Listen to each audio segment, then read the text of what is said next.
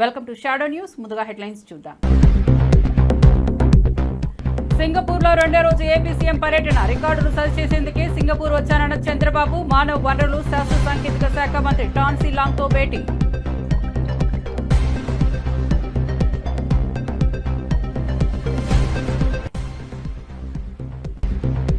Operation Sindoor పై లోక్సభలో రక్షణ శాఖ మంత్రి రాజ్నాథ్ సింగ్ ప్రకటన. 100 మందికి పైగా ఉగ్రవాదులను హతమార్చామని వెల్లడి. ఉగ్రవాదులకు పాక్ ఆర్మీ ఐఎస్ఐ మద్దతు ఉందని వ్యాఖ్య.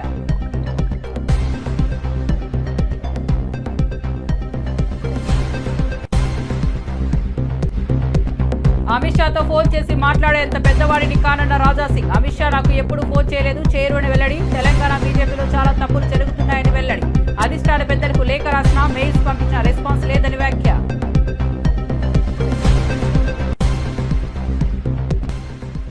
తిరుమలలో వీఐపీల దర్శనాలపై వెంకయ్య కీలక వ్యాఖ్యలు. వీఐపీలో ఏడాదికి ఒక్కసారి మాత్రమే శ్రీవారి దర్శనానికి రావాలని వెల్లడి. టీటీడీ నిధుల వ్యయంలో రాజకీయ జోక్యం ఉండకూడదని వ్యాఖ్య. టీటీడీ నిధులను శ్రీవారి భక్తుల సౌకర్యాలకే వినియోగించుకోవాలని హితవు. ఇక వార్త వివరాల్లోకి వెళ్తే, సింగపూర్ పర్యటనలో భాగంగా ముఖ్యమంత్రి చంద్రబాబు రెండో రోజు బిడదారి హౌసింగ్ ప్రాజెక్టును కాలినడకన పరిశీలించారు. సిటీ ఇండియా గార్డెన్స్ కాన్సెప్ట్ పై అభివృద్ధి చేసిన 250 ఎకరాల ప్రాజెక్టులో 10,000 కుటుంబాలకు పర్యావరణ అనుకూల వసతులు కల్పించిన తీరు సీఎం బృందాన్ని ఆకట్టుకుంది.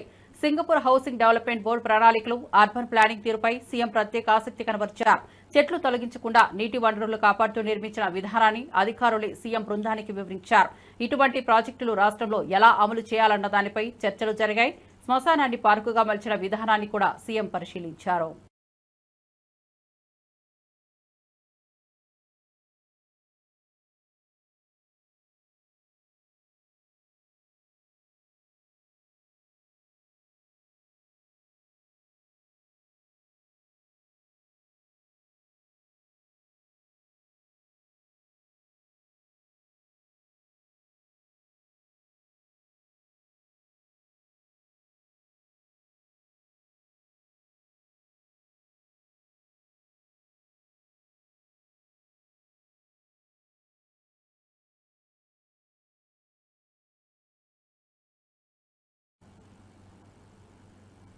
ఏపీని హోల్సేల్ గా చంద్రబాబు అమ్మకానికి పెట్టేశారని వైఎస్ఆర్సీపీ అధికార ప్రతినిధి కారుమూరు వెంకటరెడ్డి మండిపడ్డారు. రాష్ట్రంలో అత్యంత ఖరీదైన భూములను తక్కువ ధరకే బినామీలకు లీజుకు ఇస్తున్నారని ఆరోపించారు. భూములను కేవలం నామమాత్రపు ధరకు 99 ఏళ్ల పాటు లీజుకు కట్టబెడుతున్నారని ప్రభుత్వ జీవోలే ఇందుకు సాక్ష్యమన్నారు. ఈ భూములను రియల్ ఎస్టేట్, షాపింగ్ కాంప్లెక్స్ల నిర్మాణానికి చంద్రబాబు ఇచ్చేస్తున్నారని తీవ్ర విమర్శలు చేశారు. రాష్ట్ర సంపదను స్వార్థపూరితంగా దోచిపెడుతున్న ఈ చర్యలను ప్రజలు గమనిస్తున్నారని, తగిన సమయంలో దీనిపై సమాధానం చెప్పక తప్పదన్నారు. రాష్ట్రంలోని ఖరీదైన భూములను వేలం వేసే విధానాన్ని తక్షణం ఆపాలని డిమాండ్ చేశారు. ప్రభుత్వం ఇస్తున్నటువంటి వరుస జీవోలతో అర్థమవుతా ఉంది. విశాఖపట్నంలో లులు మాల్ పేరుతో 13.5 ఎకరాలు అత్యంత ఖరీదైనటువంటి భూములు. విశాఖపట్నం ఆర్కే బీచ్ ఎదురుగా ఉన్నటువంటి ఏదైతే వాల్తేరు హార్బర్ పార్క్ భూములు ఏదైతే ఉన్నాయో ఆ భూముల్ని అక్కడ ఎకరం దాదాపుగా 100 నుంచి 150 కోట్ల రూపాయల విలువ ఉంటుంది. అంటే దాదాపు అవి 2,000 కోట్ల రూపాయలకు పైగా విలువైనటువంటి భూముల్ని కేవలం సంవత్సరానికి 4.5 కోట్ల రూపాయల అద్దెకి మాత్రమే చెల్లించేటట్టుగా 99 సంవత్సరాల పాటు లీజుకి ఇవ్వటం. 99 సంవత్సరాలు. దాంతో పాటుగా 170 కోట్ల రూపాయల విలువైనటువంటి ఏదైతే 170 కోట్ల రూపాయల ఖరీదు చేసేటటువంటి జీఎస్టీగా వసూళ్లు కానీ, పన్నుల రాయితీలు కానీ మినహాయింపు ఇవ్వటం. అంటే 170 కోట్ల రూపాయలు ప్రభుత్వానికి వచ్చేవి పోతాయి, ఏదైతే లులు మాల్కి లాభం చేకూరుతుంది. సో ఇది ఒక మాల్, అంటే ఒక షాపింగ్ మాల్. చాలా ఉన్నాయి, హైదరాబాద్లో ఉన్నాయి, విశాఖలో ఉన్నాయి, లేదంటే విజయవాడలో ఉన్నాయి, చంద్రబాబు నాయుడు గారి కొత్తది అలా తిరుపతిలో ఉన్నాయి. కానీ అలాంటి ఒక ప్రైవేటు మాల్ కోసం ఈ విధంగా ప్రభుత్వ భూమిని దారాదత్తం చేయటం. కేవలం 4.5 కోట్లు అంట 2 సంవత్సరానికి. నిజంగా 4.5 కోట్లు నెలకిస్తారు హైదరాబాద్ లాంటి దాంట్లో. ఇప్పుడు ఆ లులు మాల్కి ఇప్పుడు హైదరాబాద్లో నెలకిస్తారు. ఇది వాళ్ళు ప్రైవేటు దాంట్లో నిర్వహించుకుంటా ఉన్నారు. అది ఇక్కడ హైదరాబాద్ కుకట్పల్లి జేఎన్టీయూ దాటిన తర్వాత ఉంటుంది, జేఎన్టీయూ టు హైటెక్ సిటీ రూట్లో. సో మరి చంద్రబాబు నాయుడు గారు మాత్రం ఇక్కడ ఉచితంగా దారాదత్తం చేసేటటువంటి పరిస్థితి. అలానే విజయవాడలో చూస్తే దాదాపుగా 4.5 ఎకరాల భూమి, అది కూడా ఏదైతే పాత బస్టాండ్ అంటారు విజయవాడ, ఆ భూమిని కూడా ఇప్పుడు కారు చౌకగా చంద్రబాబు నాయుడు గారు లులు మాల్కి కట్టబెట్టాడు. అక్కడ వాళ్ళు ఒక 120 కోట్ల రూపాయలు పెట్టుబడి పెడతారంట. 120 కోట్ల రూపాయలు పెట్టుబడి పెట్టేదానికి ఒక 500 కోట్ల రూపాయల విలువైనటువంటి ల్యాండ్ని వాళ్ళకి దారాదత్తం చేయటం. సో ఏమొస్తుందంటే ఇవి షాపింగ్ మాల్ వస్తుంది. మనం వేసుకున్న బట్టలు, చేతి పెట్టుకునే వాచీలు, లిప్స్టిక్లు, ఇట్లాంటి షాపులు వస్తాయి. సో ఈ షాపులు ప్లస్ సినిమా థియేటర్లు వస్తాయి, ఫుడ్ కోర్ట్ వస్తుంది, పక్క కమర్షియల్. ఆ డబ్బుల ఆదాయం మొత్తం లులుకు వస్తుంది. రాష్ట్ర ప్రభుత్వం కానీ ఇలా ఉచితంగా దారాదత్తం చేయటం. మొన్నటికి మనం చూస్తే ఏదైతే విశాఖపట్నంలో నెల్లూరు నగరంలో హిజ్రాల మధ్య వర్గపోరు ఉద్రిక్తతకు దారితీసింది. అర్ధరాత్రి సమయంలో ఇద్దరు వర్గాల మధ్య జరిగిన ఘర్షణతో ఒక్కసారిగా ప్రాంతం గందరగోళంగా మారింది. గతంలో జరిగిన హాస్ని హత్య కేసుతో ఈ సంఘటనకు సంబంధం ఉందా అన్న కోణంలో పోలీసులు విచారణ చేపట్టారు. ఘర్షణ తర్వాత పలువురు హిజ్రాలు పోలీస్ స్టేషన్ వద్దకు చేరుకుని పరస్పరం ఆరోపణలు చేసుకుంటూ ఆందోళనకు దిగారు. పరిస్థితి అదుపులోకి లేనంత వరకు హైటెన్షన్ వాతావరణం నెలకొంది. పోలీసులు మోహరించి వర్గాలను చెదరగొట్టి ప్రశాంత వాతావరణాన్ని నెలకొల్పారు. ఘటనకు కారణాలు తెలుసుకునేందుకు విచారణ కొనసాగుతోంది. కాగా గతంలో హాస్ని హత్య తర్వాత కూడా ఇలానే 2 వర్గాల మధ్య విభేదాలు బయటపడ్డాయని స్థానికులు చెబుతున్నారు. ఇది నెల్లూరు కోస్తా రాయలసీమ అని వాళ్ళు ఏర్పరచుకొని మా మీదకి దాడులకు దిగుతున్నారు. ఈ రోజు చూసుకుంటుంటే వాళ్ళ బ్యాచ్ లో నుంచి శిల్పమ్మ గారు వచ్చిన దానికి ఆమె మీద దాడి చేశారు. మేము పోలీస్ స్టేషన్కి వచ్చి కేసు ఇస్తున్న సమయంలో కూడా బయటకు వచ్చి పోలీసు వారు ఉండగానే వాళ్ళ ముందర చెప్పులతో రాళ్లతో దాడి చేశారు. అలాగే పోలీసు వారికి కూడా తగిలింది. పోలీసు వారు కూడా ఉన్నారు. అలాగే ఈ అమ్మాయిని నిన్న సాయంత్రం కూడా ముతుకూరు దగ్గర బెగ్గింగ్ చేస్తుండగా వచ్చేసి ఏపీ జెన్కో రోడ్ లో ఆ అమ్మాయిని కూడా కొట్టడం జరిగింది. ఇది ఎంతవరకు న్యాయం అనేది మీరే చెప్పాలి. ఇలాగే నెల్లూరులో ఇలాగే రౌడీసం గూండాయిజం చేస్తూనే ఉంటారా అని మేము అడుగుతున్నాము. మరొకసారి కూడా చెప్తున్నాము, అందరూ ట్రాన్స్జెండర్సే. అందరు బతుకు తెరువులు బాగలేక మన అందరం ఇలా అయినోళ్ళమే. ఒకరికొకరికి కక్ష సాధింపులు ఎందుకు? కక్ష సాధించి ఏం చేస్తారు చెప్పండి. చట్టం ఎవరికి చుట్టం కూడా కాదండి. మీరు అంటున్నారు పోలీసులు కొనేస్తామంటున్నారు. ఎందుకు కొనేస్తారు పోలీసులు? న్యాయం ఏ సైడ్ ఉంటే పోలీసులు కూడా ఆ సైడే ఉంటారండి. దయచేసి మాకు మీడియా మిత్రులందరూ సాయం చేయాలని కోరుకుంటున్నాము. చిన్నవాళ్లే కానీ పెద్దవాళ్లే కానీ వాళ్ళకి నోటుకు వచ్చినట్టు దుర్భాషలాడుతూ మా మీద ఇదిగా ప్రయత్నిస్తూ వాళ్ళ వల్ల కూడా మాకు చాలా ప్రాణహాని ఉందని కూడా మేము తెలియజేస్తున్నాము. కోస్తా రాయలసీమ అని ఎవరైతే బ్యాచీలు ఏర్పరచుకొని వాళ్ళకి స్వతంత్రంగా నెల్లూరులో తిరుగుతూ రౌడీజం గోండాయిజం చేస్తున్నారో వాళ్ళ నుంచి, వాళ్ళ అనుచరుల నుంచి మాకు ప్రాణహాని ఉందండి. మాకు అలేఖ్యమ వర్గానికి మా అందరికి కూడా ప్రాణహాని ఉందండి. దయచేసి మమ్మల్ని అందరినీ కాపాడలేగా 2 టౌన్ లో కూడా కేసు ఇవ్వడం జరిగింది. మా మీద లేనిపోని కేసులు పెడుతూ కూడా లేనిపోని విధంగా కొత్తగా సృష్టిస్తూ కూడా ఈ విధంగా చేస్తున్నారు. మాకు న్యాయం చేయాలని మేము కోరుకుంటున్నాము. మాకు ఎటువంటి తదంగాలు వద్దు, మాకు గొడవలు వద్దు, తగాదాలు మాకు ఏది వద్దండి. మాకు అటోళ్ళు మంచోళ్ళే, ఇటోళ్ళు మంచోళ్ళు. మనం అందరం కలిసికట్టుగా నెల్లూరులో జీవించాలి. నెల్లూరుని గబ్బుపాలు చేసేస్తున్నారు కోస్తా రాయలసీమ నేర్చుకున్న వాళ్ళు. దయచేసి మీరు ఇట్లాంటి దుర్బుద్ధులు మానుకొని అందరం సరి సమానంగా అందరం కలిసికట్టుగా జీవించాలని ఇంకోసారిగా నేను మీడియా ఉమ్మడి నెల్లూరు జిల్లా వెంకటగిరి ఆర్టీసీ డిపోలో రాష్ట్ర ఆర్టీసీ కమిషనర్ ద్వారకా తిరుమలరావు ఆకస్మిక తనిఖీలు నిర్వహించారు. డిపో ప్రాంగణంలో సీజ్ చేసిన వాహనాలు శిథిలావస్థకు చేరుకుని వాటిపై చెట్లు పెరిగిపోవడాన్ని గమనించి సంబంధిత అధికారులపై తీవ్ర అసంతృప్తిని వ్యక్తం చేశారు. అనంతరం ఆయన మీడియాతో మాట్లాడుతూ రాష్ట్రంలోని అన్ని ఆర్టీసీ బస్టాండ్లను తనిఖీ చేసి ప్రయాణికుల సౌకర్యార్థం త్రాగునీరు, ప్లాట్ఫామ్, మరుగుదొడ్లు, ఆశ్రయ గదులు వంటి మౌలిక వసతులు తప్పకుండా కల్పించాలని ఆదేశాలు ఇచ్చారు. ప్రయాణికుల సౌకర్యాల పట్ల అధికారులు జాగ్రత్తగా వ్యవహరించాలన్నారు. వెంకటగిరి డిపోలో తక్షణ మార్పులు తీసుకురావాలని సూచించారు.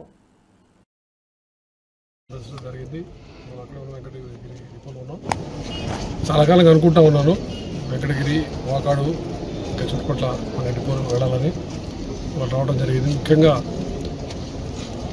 ఇంకొక కొద్ది రోజుల్లో మహిళలకి ఉచిత బస్సు సౌకర్యం కల్పిస్తున్నటువంటి రాష్ట్ర ప్రభుత్వం తీసుకున్న నిర్ణయం ప్రకారం మేము అన్ని ప్రాంతాల వారిని, అంటే జోన్ వైజ్, ప్రతి జోన్ అంటే ఇది జోన్ 4 అంటారు రాయలసీమ జోన్ సంబంధించి అందరు డిపో మేళాలతో రేపు ఒక మీటింగ్ పెట్టి వాళ్ళందరినీ దిశానిర్దేశం చేయడం, ఏ విధంగా దీన్ని అమలుపరచాలి, ఈ స్కీమ్ ఎంత ఎలా అమలు జరగాలి, ముఖ్యంగా మహిళలకి ఏ విధంగా సహాయపడాలి, వాళ్ళకి ఇబ్బంది లేకుండా చేయవలసిన అన్ని చర్యలు కూడా చెప్పడానికి ఆలోచించడం జరిగింది.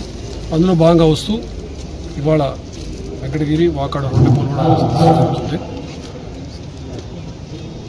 ఇది ప్రస్తుతం తీసుకున్న అనుకుంటున్న నిర్ణయం ప్రకారం జిల్లాకి పరిమితం కాకుండా జిల్లా దాటి కూడా వెళ్ళే అవకాశం ఉంటుందని అనిపిస్తుంది. మీకు ప్రభుత్వం ఉత్తర్వులు రావాల్సి ఉంది. కానీ మనకు ఉన్నటువంటి సమాచారం ప్రకారం కరెక్ట్గా జిల్లా పరిధి రంగాన్ని ఆపేయకుండా ఆ బస్సు వెళ్తున్నట్లయితే, అంటే ఉదాహరణకి విజయవాడ నుంచి రాజమండ్రి వెళ్తున్నట్లయితే అది మధ్యలో విజయవాడ కృష్ణా జిల్లా అవుతుంది. అంటే ఎస్ట్రాయిల్ జిల్లా తీసుకుంటే కూడా మధ్యలో ఏలూరు వస్తుంది, అంటే పశ్చిమ గోదావరి జిల్లా వస్తుంది. ఆ తర్వాత రాజమండ్రి, పాత తూర్పుగోదావరి జిల్లా వస్తుంది. ఆ అడ్డంకి లేకుండా మైలు ఎక్కినట్లయితే ఆ పల్లెవేలు బస్సు అక్కడి నుంచి అక్కడ దాకా వెళ్ళినట్లయితే అది అలా వచ్చే అవకాశం ఉంటుంది అని అనుకుంటున్నాం. ఇంకా ఉత్తర్వులు అందాల్సి ఉంది. అదేవిధంగా ఏ బస్సులు ఏ ప్రొడక్ట్స్ వస్తాయి కూడా ఇంకా ఉత్తర్వులు రావాల్సి ఉంది. అనుకుంటాం ప్రకారం జరుగుతుంది. అదేవిధంగా ఈ బస్ స్టేషన్లో ఉన్న సౌకర్యాలు అవి కూడా అన్ని చోట్ల, అన్ని బస్ స్టేషన్లో కూడా సౌకర్యాలు మెరుగుపరుస్తూ ఉన్నాము.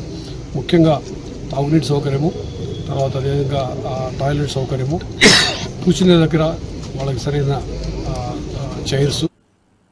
ఆంధ్రప్రదేశ్ మంత్రి పయ్యావుల కేశవ్ జగన్ పై తీవ్ర విమర్శలు చేశారు. అన్నా క్యాంటీన్లో జగన్ ఫోటో పెట్టాలని, ఆయన తినే అన్నంలో మన్ను కొట్టాడని ప్రజలకు గుర్తు చేయాలన్నారు.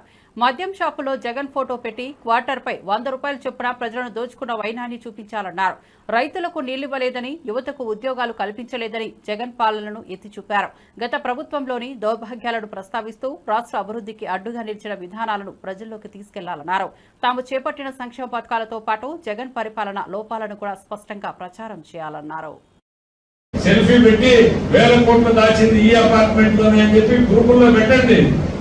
ప్రజలకు తెలుస్తాయి మన సొమ్ము ఎక్కడికి పోయింది అనేటువంటిది.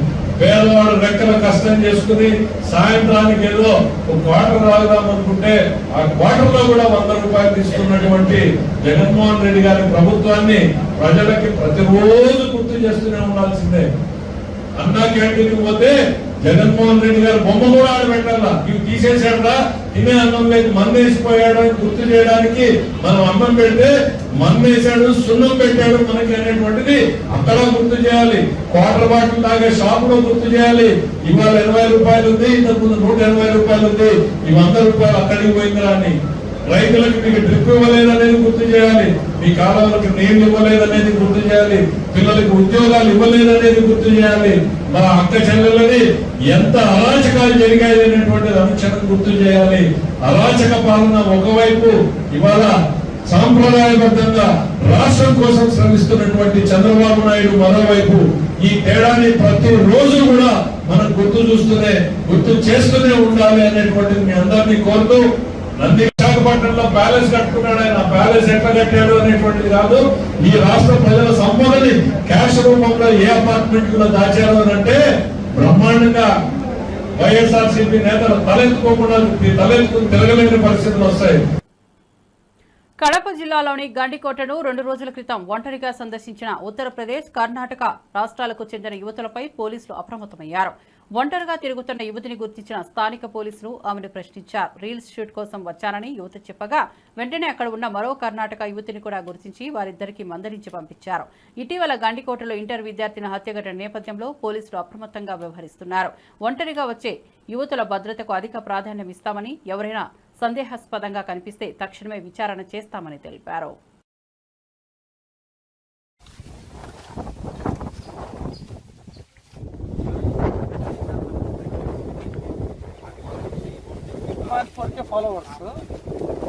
फॉलोइंग उत्तर प्रदेश में पूरा ड्राइविंग पूरा सिंगल टूर कॉल करो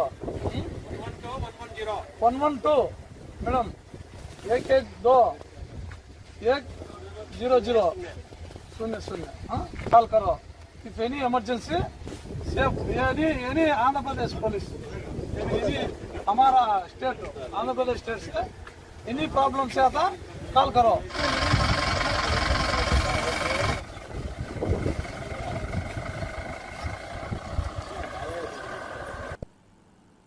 విశాఖలో వేల కోట్ల విలువైన ప్రభుత్వ భూములను రియల్ ఎస్టేట్ కంపెనీలకు చంద్రబాబు, లోకేష్ కట్టబెట్టారన్న ఆరోపణలను గుడివాడ అమర్నాథ్ గుప్పించారు.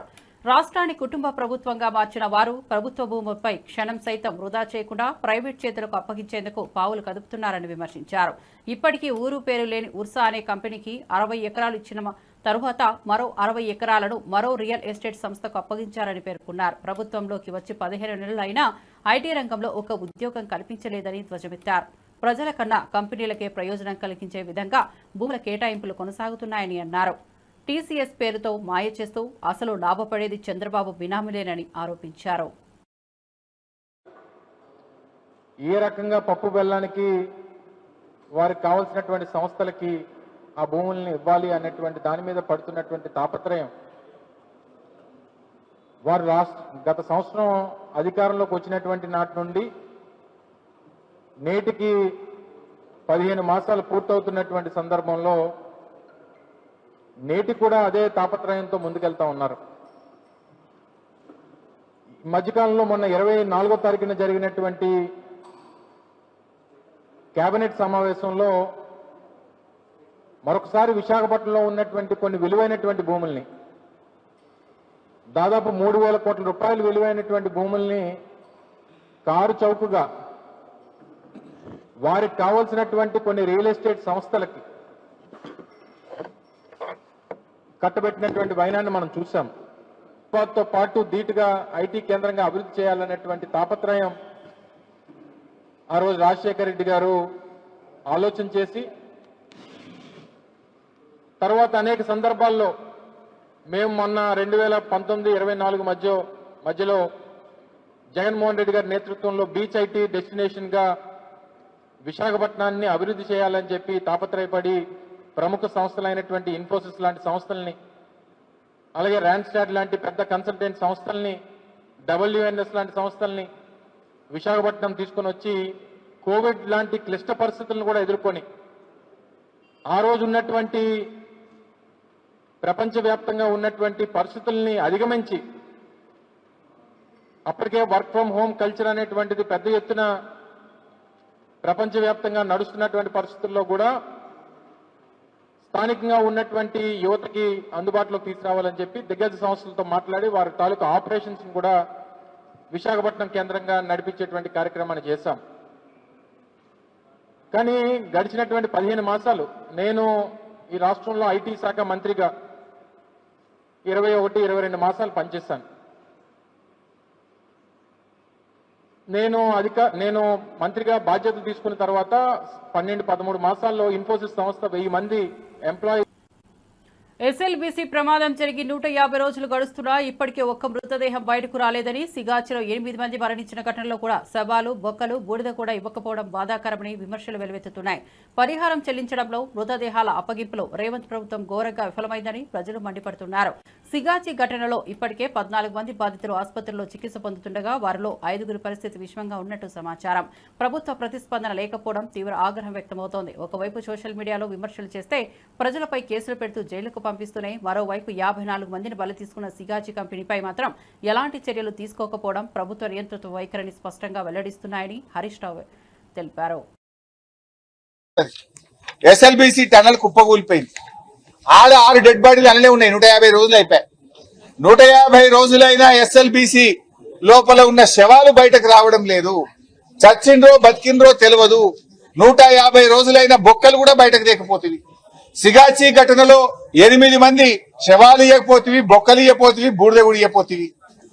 ఇది నీ పాలన. ఎంత బాధ్యత రహితంగా ఉన్నావు అంటే ప్రభుత్వము సకాలంలో స్పందించడంలో, ప్రాణాలు కాపాడడంలో రేవంత్ రెడ్డి ప్రభుత్వం వైఫల్యం, మృతదేహాలు అప్పగించడంలో రేవంత్ రెడ్డి ప్రభుత్వం వైఫల్యం, పరిహారం చెల్లించడంలో రేవంత్ రెడ్డి ప్రభుత్వం వైఫల్యం. నువ్వు సకాలంలో స్పందించుంటే ఆ రోజు మేము వచ్చినాం. అరే వాళ్ళని ఏదైనా అపోలోకో, యశోదాకో, లేకపోతే ఏదైనా నిమ్స్ హాస్పిటల్ కో, ఒక హై లెవెల్ హాస్పిటల్ కు తీసుకెళ్ళు. బాగా గాయపడ్డారు, వాళ్ళు బతుకుతారయ్యా అంటే నువ్వు పట్టించుకోవు. ఇప్పుడు హాస్పిటల్లో చేరినాక 6 చచ్చిపోయినమ్మా. నువ్వు నిజంగా మంచి హాస్పిటల్లో జాయిన్ చేస్తే 6 ప్రాణాలు బతుకుతుండే కదా. నువ్వు సరిగ్గా ఇక లోకల్ ఏదో చిన్న హాస్పిటల్ సౌకర్యాలు లేని దవాఖానలో పెట్టివి, 6 ప్రాణాలు తీసుకుంటేవి. ఇప్పటికీ ఇంకా 14 మంది దవాఖానలుంటే ఇంకా 5 పరిస్థితి విషమంగా ఉంది. వాళ్ళకి కూడా ఒక 50 లక్షల రూపాయలు సహాయం చేయండి అని చెప్పి నేను ప్రభుత్వాన్ని డిమాండ్ చేస్తా ఉన్నా. అంటే ఇవాళ ఎస్ఎల్బీసీలో కూడా ఏం జరిగింది, ఆ డెడ్ బాడీలు బయటకు తెలియదు ఇంతవరకు. అదేంటి హెలికాప్టర్లు వేసుకొని రోజొక్క మంత్రి పోయిండు, చేపల పులుసు వండించుకున్నాడు ఒక మంత్రి. మనం చూసినాం కదా ఎస్ఎల్బీసీలా. చేపల పులుసులో మంచుకుంటాయిరా వండరా అంటాడు. సచ్చి వాళ్ళే ఏడుస్తుంటే నాకు చేపల పులుసు కావాలట ఒక మంత్రికి. ఆ రోజొక్క మంత్రి హెలికాప్టర్ల పోవుడు, రోజొక్క డేట్లు పెట్టుడే తప్ప బాడీలు బయటకు తెచ్చింది లేదు. అక్కడ కూడా కుటుంబాలను ఇప్పటిదాకా ఆదుకున్నది లేదు. అక్కడ కూడా ఇప్పటి వరకు ఎక్స్గ్రేషియా చెల్లించింది లేదు. అంటే ఎస్ఎల్బిసి ఘటన అయినా సిగాచి ఘటన అయినా ప్రభుత్వం యొక్క బాధ్యత రహిత్యం స్పష్టంగా కనబడతా ఉంది. Telangana CM Revanth Reddy dark web లో టూల్స్ ఉపయోగించి తన సొంత మంత్రుల ఫోన్లు ప్రతిపక్ష నేతల కాల్స్ ట్యాప్ చేస్తున్నారన్న ఆరోపణలపై బీఆర్ఎస్ నేత ఆర్ఎస్ ప్రవీణ్ కుమార్ నుంచి వచ్చాయి. ఈ ట్యాపింగ్ వ్యవహారంపై వెంటనే విచారణ జరిపించాలని సిట్ అధికారులను కోరినట్టు తెలిపారు. దీనికి సంబంధించి సదరు మంత్రులను కూడా సిట్ కార్యాలయానికి పిలిపించి వారి ఫోన్లను పరీక్షించాలని డిమాండ్ చేశారు.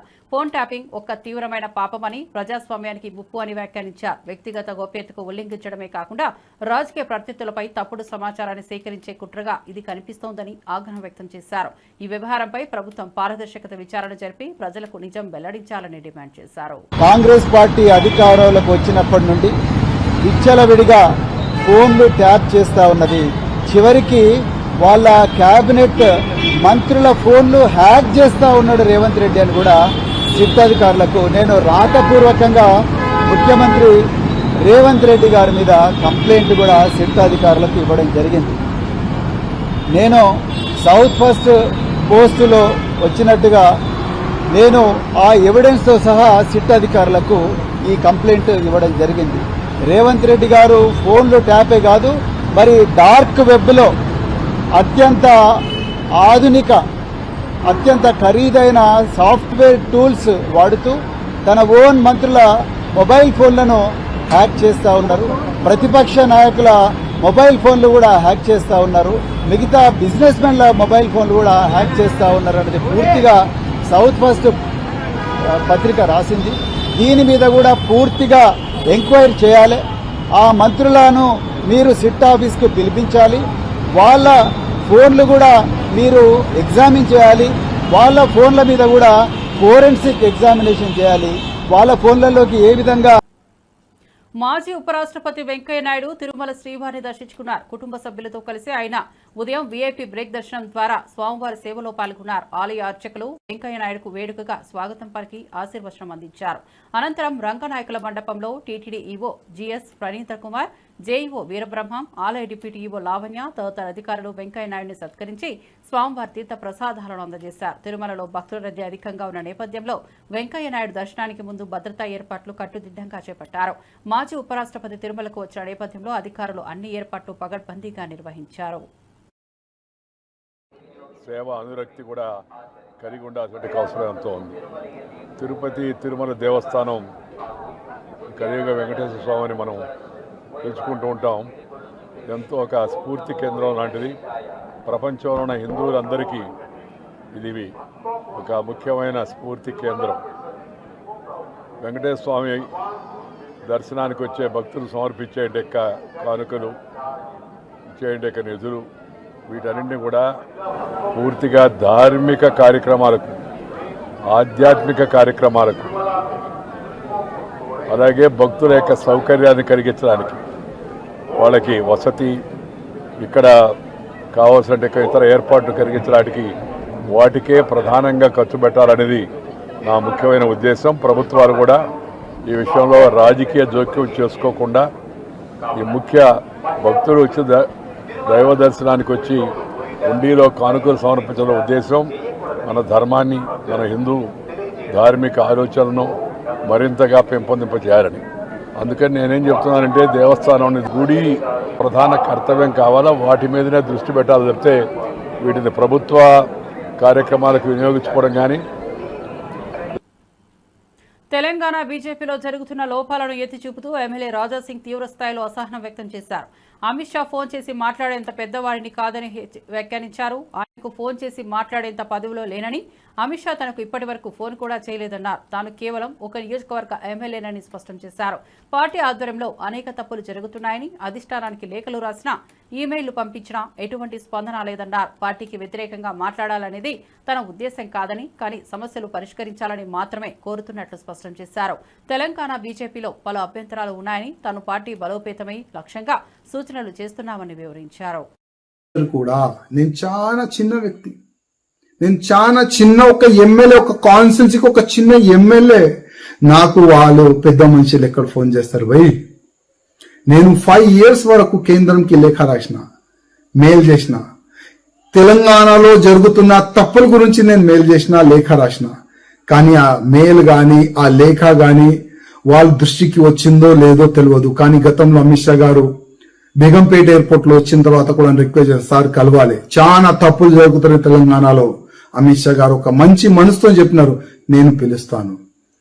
కానీ దానికైనా ముందే తెలంగాణలో ఏమైంది అందరికీ తెలుసు, చాలా తప్పు జరిగింది.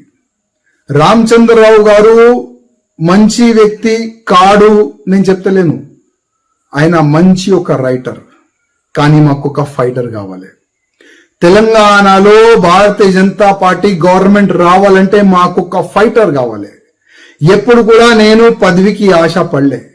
14లో కానీ 18లో కానీ 23లో కానీ ఎప్పుడు కూడా నాకు ఈ పదవి కావాలి నేను అడగలే. ఎందుకు అడగాలి? ఎందుకంటే వీరు ఇయర్ అని, వీళ్ళు ప్రపోజ్ చేయరు, వాళ్ళు ఇయర్ కూడా నాకు తెలుసు. ఎందుకంటే మా గతి ఇదే, మా గతి ఇదే, మా కార్యకర్తల గతి కూడా ఇదే.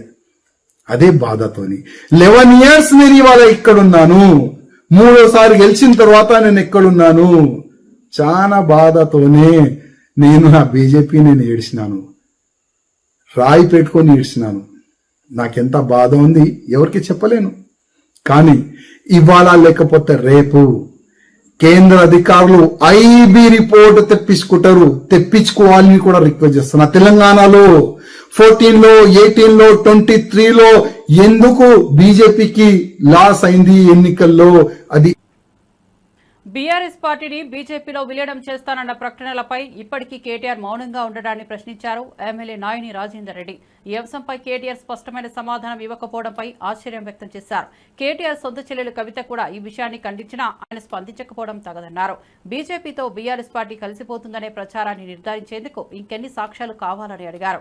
పార్టీ విలీనంపై స్పష్టత ఇవ్వకపోవడం వల్ల పార్టీ శ్రేణుల్లో కన్ఫ్యూజన్ ఏర్పడుతోందన్నారు. బీఆర్ఎస్ భవితవ్యంపై మౌనంగా ఉండటమే సంకేతంగా పరిగణించాల్సిన పరిస్థితి ఏర్పడిందన్నారు. ప్రజలకు స్పష్టత ఇవ్వాల్సిన బాధ్యత కేటీఆర్ పై ఉందన్నారు. సీఎం రమేష్ ఏమంటాడో ఆయన చూసినాం. ఒకటో రెండోకి చేతగాకనే దానికి జవాబు చెప్తలేవు ఎందుకు నువ్వు? వాళ్ళు అడిగిన ప్రశ్నకు బీజేపీలో విలీనం చేయాలి అని నువ్వు అడిగినావు, పోయి కాలేరు పట్టుకున్నావట. అప్పుడు మరి నీ చెల్లె జైలు ఉంటే బెయిల్ ఇవ్వాలని చెప్పి బయట తీయాలి, లేకపోతే మనల్ని ఎంక్వైరీలు వేయొద్దు, మేము చేసిన పాపాలను బయటికి తవ్వద్దు, మమ్మల్ని జైళ్ళలో పెట్టనీయకుండా కాపాడు, మేము బీఆర్ఎస్ టీఆర్ఎస్ ని బీజేపీలో విలీనం చేస్తామని చెప్పి నేను విభేదించిన దీన్ని అని నీ సొంత చెల్లె చెప్పింది. ఇంతకంటే పెద్ద సాక్ష్యాలు కావాలా? ఇవాళ CM Ramesh Reddy photo video clippings ఉన్నాయంటున్నాడు. ఆపరేషన్ సింధూర్పై రక్షణ శాఖ మంత్రి రాజ్నాథ్ సింగ్ లోక్సభలో కీలక ప్రకటన చేశారు. ఈ ఆపరేషన్లో 100 మందికి పైగా ఉగ్రవాదులను హతమార్చినట్లు చెప్పారు. ఉగ్రవాదులకు పాక్ ఆర్మీ ఐఎస్ఐ మద్దతు ఉన్నదని వెల్లడించారు. పీఓకేలో ఉన్న ఉగ్ర స్థావరాలను భారత సైన్యం ధ్వంసం చేసిందని పేర్కొన్నారు. ఉగ్రవాదులే లక్ష్యంగా దాడులు జరిగాయని, పాక్ ప్రజలను టార్గెట్ చేయలేదని స్పష్టం చేశారు. దాడి అనంతరం డీజీఎంఓ ద్వారా పాక్కు సమాచారం ఇచ్చినట్లు చెప్పారు. పహల్గాంలో అమాయక పర్యటనలు చంపిన ఉగ్రదాడికి ప్రతీకారమే ఈ ఆపరేషన్ అన్నారు. భారత సైన్యం తన సత్తా ఏంటో ప్రపంచానికి చూపించిందని రాజ్నాథ్ సింగ్ తెలిపారు. దేశ భద్రత కోసం ప్రభుత్వం చురుగ్గా వ్యవహరిస్తోందన్నారు. के बहादुर सैनिकों की जमकर सराहना करता हूं, जिन्होंने दुश्मन के हर मंसूबे पर पानी फेर दिया। और अपने प्रतिपक्ष के मित्रों से भी कहना चाहता हूं, एक बार फिर से भारत के सेना के जवानों का कम से कम मेष बहुत धन्यवाद।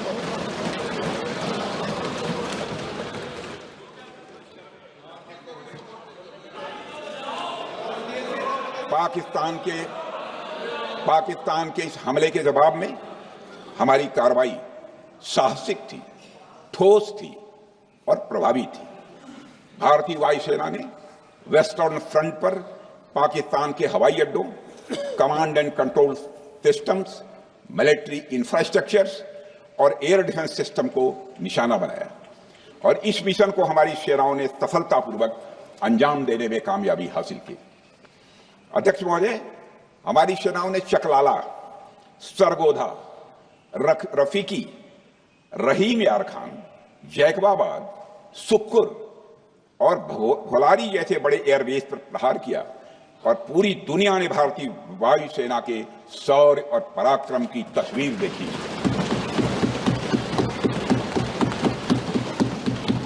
पाकिस्तान हमारे किसी भी टारगेट మరిన్ని చూస్తూనే ఉండండి షాడో న్యూస్.